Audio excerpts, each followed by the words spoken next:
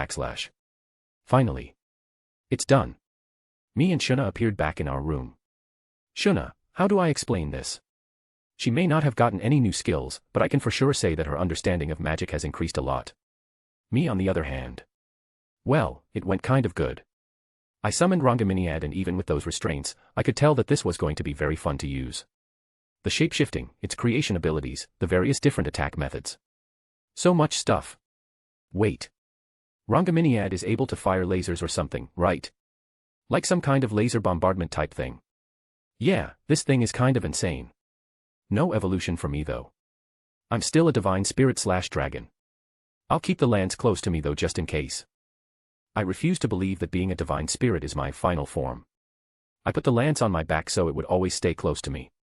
I have a feeling that this is the missing piece to some kind of evolution. All that's left to do is wait for Rimuru to leave, and then it will be time to take the fight to Clayman. /////////////////////////////// Arttoria left the house, leaving Shuna behind. Shuna wanted to rest for a moment after pushing herself hard. Arttoria made her way to Rimuru, who was in his office. She came in and opened the door and saw Rimuru was looking at her a bit differently. What is it, Rimuru? I see you haven't evolved yet. Why are you delaying it? Something feels different about you. Did you train your magic or get some kind of boost to it? Maybe it's this. Arttoria grabbed her lance and showed it to Rimuru. The feeling it was giving off shook him a little. It was different but also had some similarities to Excalibur. You got another super weapon. What is this supposed to do? Soon. You'll find out soon. Anyway, why haven't you evolved yet? I've been waiting for you. I want you to watch over the village while I evolve. Oh, okay. That's no problem. I'll just set up some temporary walls around the town while you evolve. Alright, cool. Wait. What do you mean? You can't just construct a whole wall around the town in a few days only to tear it down later. Are you sure about that?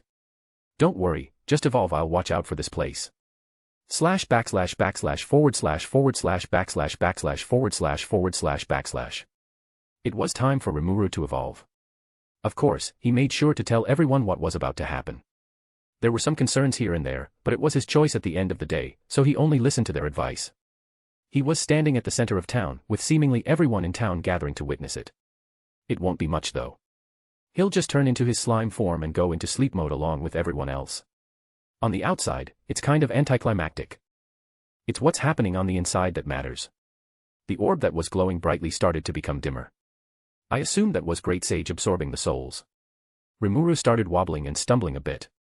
His body started to turn to slime until eventually, he turned into his slime form. He has entered sleep mode.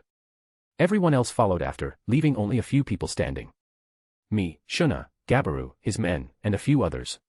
Given that almost all our forces are out of commission right now, it was time I made those walls. I grabbed Reincarnated and started to use its creation abilities. The outer shell of the lance glowed and started to come apart. Tree-like branches of light started to sprout and reach into the sky before coming down around the border of the town. They continued to expand until it started to take the form of a wall reminiscent of a medieval castle. The walls were crenellated, showing it was made for defense. There were some gateways allowing access. Shuna, make a barrier around the whole town. We can't be too cautious. We'll have this set up until Rimuru gets back up. Shuna nodded and made a barrier around the town. I looked around and saw everyone with a look of surprise after seeing what I did. I'm sure Kaijin and Vesta were the most surprised. I bet their brains are going into overdrive trying to understand it, but good luck with that. I think even if I told them what Reincarnated is and represents, they'd still have some trouble training to figure out what it really means. I made my way to one of the walls and as a test, I wanted to try something. Hey, Gabaru, try to destroy this wall, or at least damage it. Gabaru looked a bit unsure about my request, but I just encouraged him to do it. He grabbed his trident and threw it at the wall using its special abilities. The trident sped through the air and hit the wall, causing a small explosion, only to bounce back and not even leave a scratch on it.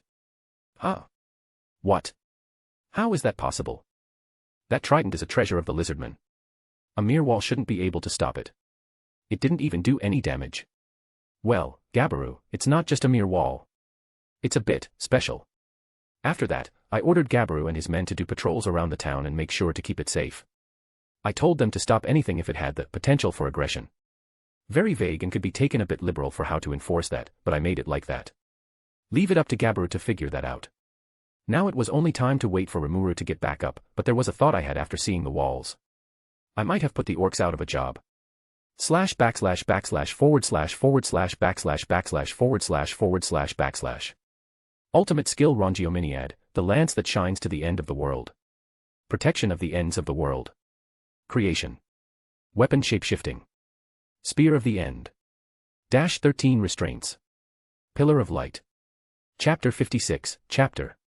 Things went smoothly during the evolution.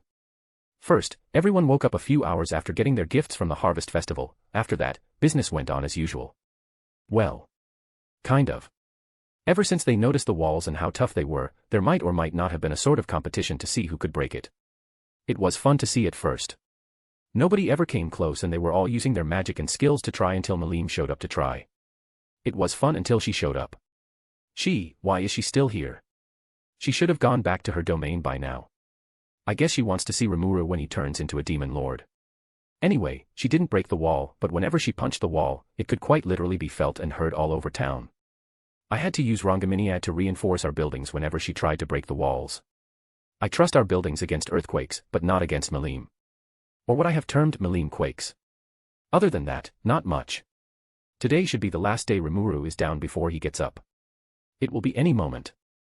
///// // Lo and behold, Rimuru is up and at M.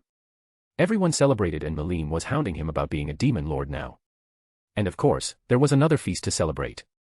I swear, it's like we have some kind of feast or celebration every week or something. A big celebration came about and when it ended, I removed the walls and Shuna removed the barrier from the town. It was quite the spectacle with the tree branch-shaped pieces of light retreating into Reincarnated. I saw Rimuru come up to me after seeing that. So that's what it does. It makes things. Among other stuff, but yeah, it can do that. So, are you going to leave tomorrow or a few days from now? I'll leave a few days from now. I want to get used to my new powers. I got an idea from that. Well, good. Enjoy this celebration, cause I'll be giving you some special training to prepare you when you leave. Okay. He sounded a bit unsure of how to feel, but I'm going to assume that he's not confident about it. //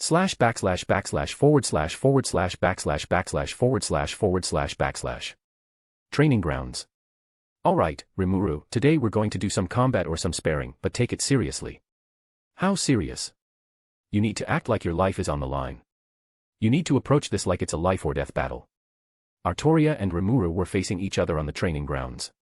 Shuna was also there as Arttoria needed her for something.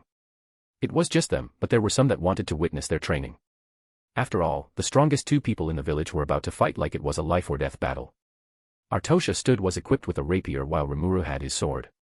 Rimuru looked a bit confused about it since he'd never seen her use a rapier. Arttoria, when did you get a rapier? I haven't.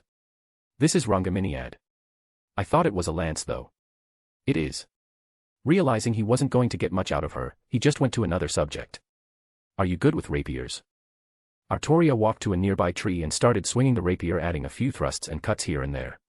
She looked slow, but her technique and skill seemed almost flawless and perfect.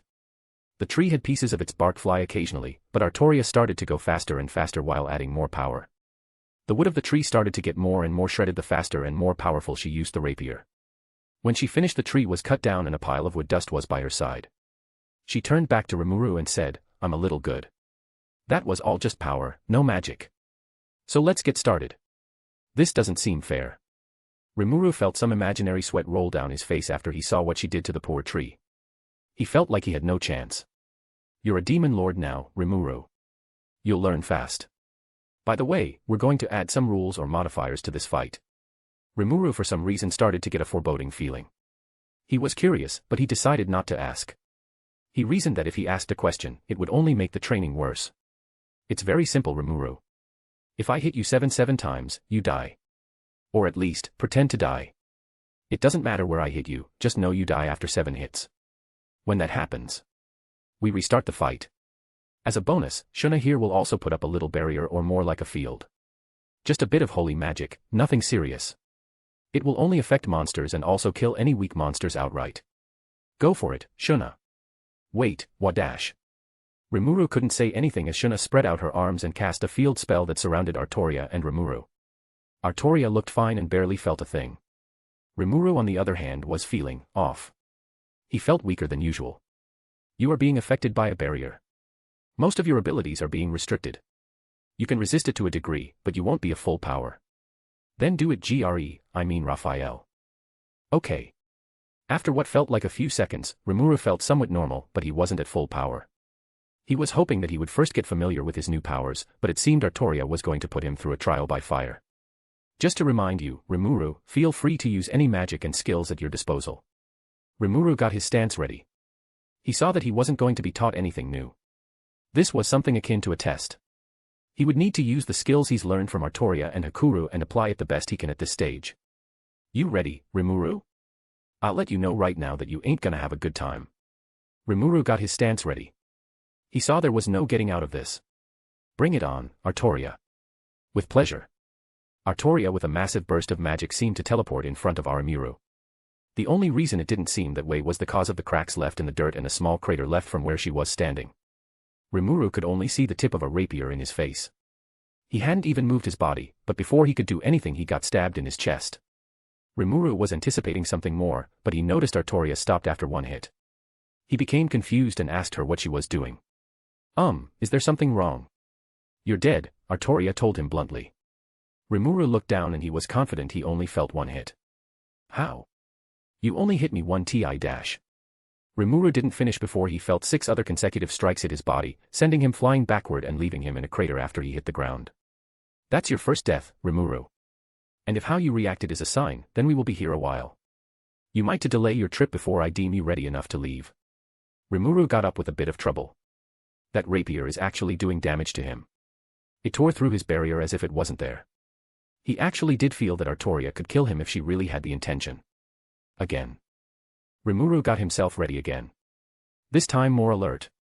That bit of cockiness and confidence he had at first was blown out like a candle in the wind. Raphael, any idea for how to handle her speed? Use thought acceleration to speed up your time. It will make her look slower. I'm ready. Arttoria, without saying anything, rushed at him again with the same strategy. Rimuru followed the advice of Raphael and used thought acceleration, but she was still fast. In a panic, he started dialing it up as fast as he could and she finally started to slow down, at least from his point of view, but could his body keep up with his thoughts? No. He saw Arttoria stabbed him 7 times in slow motion. He turned off thought acceleration since he was dead now. Why for the same thing to happen? He got launched backward and landed in the same crater he made the first time. Again. This sucks. Death 5. Again. Death 20. Rimuru, if you think you're talented with the sword, throw those thoughts away. You do not have the talent with a sword to win a fight with talent alone. Only reason you're learning so fast is cause of your skill. Get up. Again. Hakuru, who was spectating, only nodded. The words were harsh, but sometimes that's necessary. Death 50. Again. By this point, even the residents of the town were feeling bad for Rimuru. He was getting better, but it wasn't good enough apparently. Arttoria, can we take a break? Rimuru told Arttoria. More like pleaded. A break? Rimuru, we've only been out here for 25 minutes. Are you being serious? What? It's only been 25 minutes. No way. It's probably been a few hours. It's been 25 minutes and 36 seconds since you started your training with Arttoria. Damn. What if I just say I'm tired? It might get me out of this. Don't say that. It will only make your training longer. Rimuru, ignoring advice from his new skill, Rapaheel, went and said it anyway. Come on, I'm a bit tired though. Arttoria looked at him as if he had the worst excuse ever. Really? Tired? You know what, Rimuru, we'll go until I'm tired. Huh. It was only now that Rimuru realized what kind of mistake he made at this moment. // //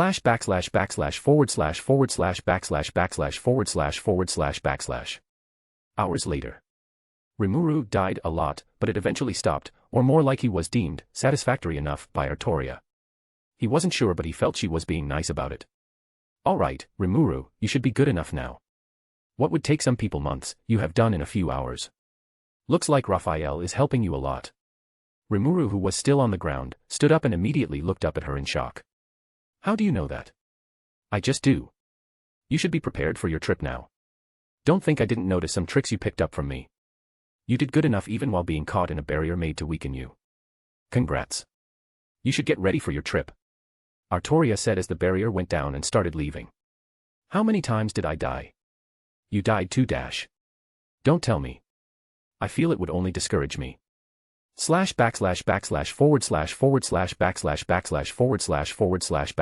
// Alright, Rimuru.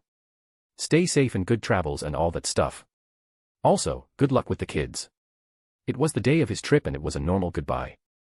He said goodbye to everyone and got on Ranga on his way to England. Asha. Many of the residents were a bit emotional, but now that he's gone, I can start putting things into action. I waited one day for everyone to settle and relax before calling in a meeting with everyone. Shuna, Benimaru, Sui, Hakuru, Cheyenne, Gabaru, Vesta, Kaijin, Geld, and some others. I only want to have a meeting with the ones in some kind of leadership post. I don't want a meeting with everyone. It would be better to have the ones that are most important and have them explain things to everyone else. Everyone should be gathered right now, waiting for me. I was outside the door and I could feel that they were all in a relaxed position. Might not be the best for what I'm going to talk about, but as long they don't feel stressed or pressured, it's all fine. Opening the door, I entered and the sound of my footsteps echoed through the room, carrying with it some power. Everyone immediately stood up and faced me as I went into the room. None of them seemed out of place and were as straight as an arrow. I made my way to the head of the table and stood there. You guys can relax. I might be more serious than Rimuru, but that doesn't mean I'll do anything if you make a mistake in presenting yourself. I tried to get them in a more relaxed mood because clearly, they were being way too serious. Everyone sat back down and the atmosphere became more relaxed. I signaled Shuna for her to do her things and she got the message. With a sway of her hands, the table that everyone was seated at suddenly lit up with a 3D map. Something like a hologram.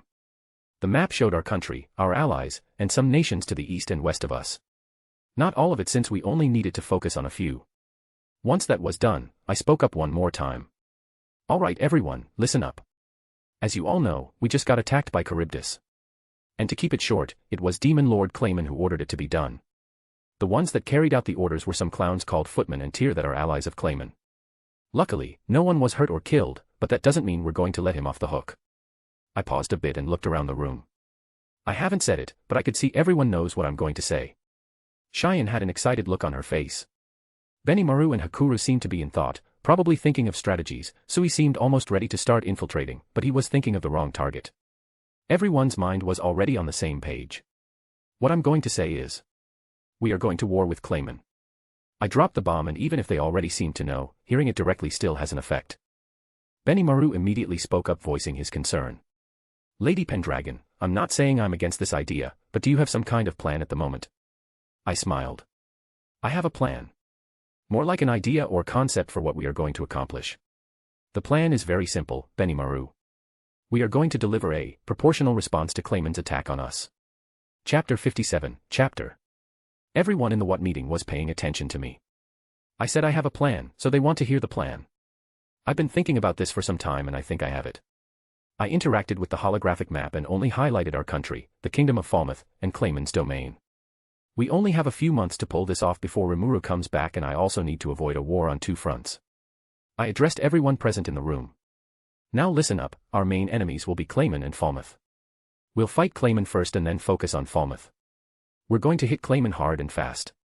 It will also help that we have some element of surprise with us. After all, he won't be expecting an invasion of his domain from us. We're going to be employing blitzkrieg tactics for this war. I interacted with the map again and only showed our country and Clayman's domain. Here's how this will go. Benimaru and Hakuru, you two will lead a force of Kijin, Orcs, and Goblin riders into his domain. You guys will move fast and hit them hard. You will keep moving without stopping. Only focus on military targets and facilities. Leave any innocents out of it. As I said that, little images representing Benimaru and Hakuru showed up on the map with arrows showing where they would invade from. Gabaru, this next part is your task. I saw Gabaru immediately straighten his back and salute me. You and your men will be our air force. As Benimaru and Hakuru go in, you will go ahead of them and start attacking any enemies from the air to make it an easier fight for Benimaru and Hakuru. Don't focus only on one position though. You need to move all around the place. You're going to unleash fire from above, whether it be fire breath or fire bombs, I don't care. Cause damage and then keep moving. Your job is to ultimately bomb them, keep bombing them, bomb them again, and then again. After I finished, another icon, representing Gabaru, popped up on the map and showed the route he would take for the attack. I will not fail you, Lady Pendragon. He's fired up. That's good. I can tell he's using him not getting knighted as motivation to do his best. Wait a moment, please. If you'll allow me to speak up. I looked over and saw that it was Vesta who was speaking up. I gave him permission to speak. His focus might be on science, but he should understand some warfare. He worked on that Magi Soldier project or whatever it was called. If you need me to, I could speak to King Gazel about assisting you. I appreciate the offer, and while I do feel that he would send some troops, this ultimately isn't his war. Also, the treaty we have technically only allows him to send troops if we're being invaded, not the other way around, so I'll have to decline. Thank you for the offer though. Vesta sulked back in his seat. What about the reaction of the other human nations? This time it was Kaijin who was speaking. He probably wants to speak up for Vesta and make him feel a bit better. That is simple. They won't care. From their point of view, this is merely another conflict between monsters. In fact, I'm willing to bet they'll silently cheer for us to win. Why? It's because we're going to war with a demon lord. If we win, that's one less demon lord they have to worry about. Kaijin was thinking about it, but then he spoke up again. What about the Kingdom of Falmouth? If they see we're having a war, won't they attack us and take advantage of it? I smiled. This is the perfect time to introduce another part of the plan. Don't worry, I've thought about that as well. I looked over at Sui. Sui, this is where you'll come in. You and your team's task will be to infiltrate Falmouth. I want you to do two things. The first is information gathering. You will gather as much information about them as you can. Try to get physical evidence like documents, orbs, and things like that. This is just in case people ask us some questions. The next is your important task. Sabotage. You and your team will sabotage the kingdom, delaying any plans they have for an invasion. At least, until our war with Clayman is over. Even if they get news that we're fighting Clayman, they won't be in a position to initiate their invasion. Also, watch out for their mage, Raisin, he will be your biggest threat. Sui simply nodded after everything I said. I looked over at Kaijin and he seemed satisfied with my answer. Good. Now let's go back to the Clayman front. The map moved back over to Clayman's domain. Everything was still in place, but I made one little modification. I put a line near the border of Clayman's domain and the Eastern Empire. Everyone noticed this, so I quickly explained it to them. I know I said the human nation won't care, but there's an exception to everything. In this case, the Eastern Empire. They will definitely know about the war that will happen. If we attack too close to them, they might send some forces to attack, and we don't want that to happen. This is another reason why I want us to move fast. The faster we end the war with Clayman, the less we need to worry about the Eastern Empire. But just in case anyone sees someone from the Eastern Empire, tell me immediately and I will confront them myself if needed. Everyone who would be fighting in Clayman's domain nodded, showing that they understood what I was going to say. Next, I turned my attention to Cheyenne, who was looking at me with something akin to puppy eyes. She was practically begging me to give her orders.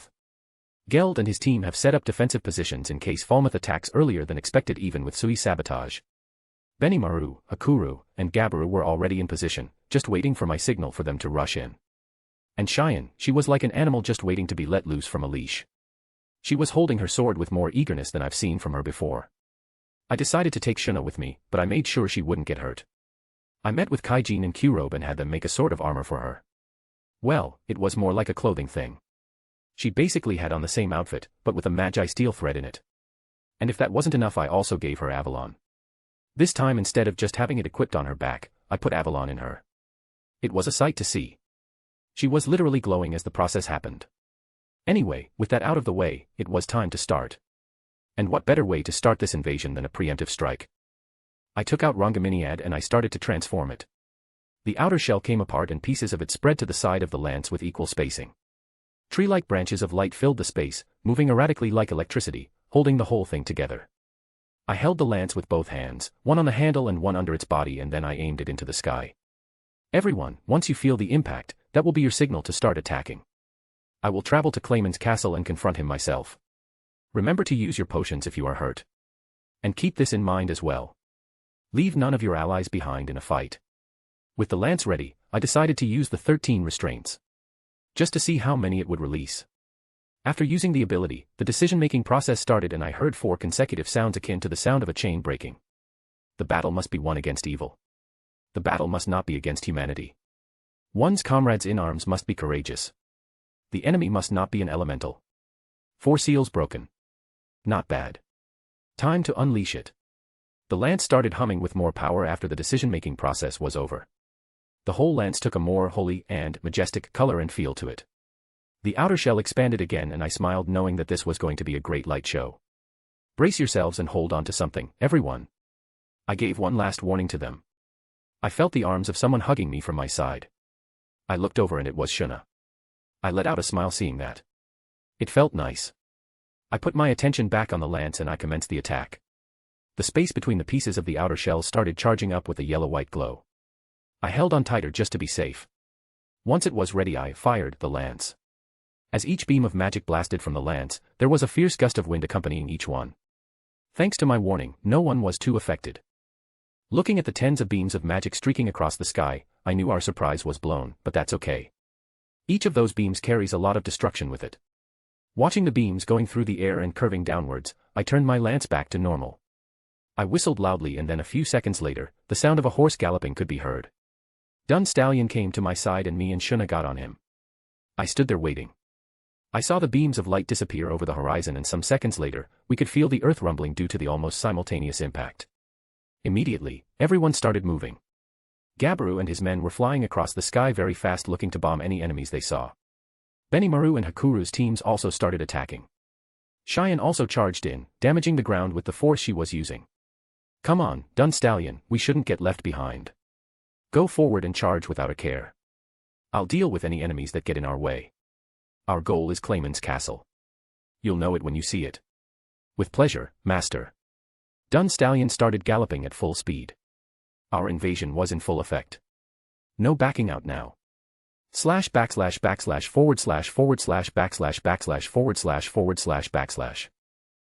///////////////////////////////////////////////////////////////////////////////////////////////////////////////////////////// Clayman wasn't planning temporarily out of the way, he wanted to see what kind of opportunities would present itself. Any plans for a Walpurgis were gone. He had no chance of calling one without the votes of 2 other demon lords and now he doesn't have a chance at it. He was trying to think of something when he felt a small rumble.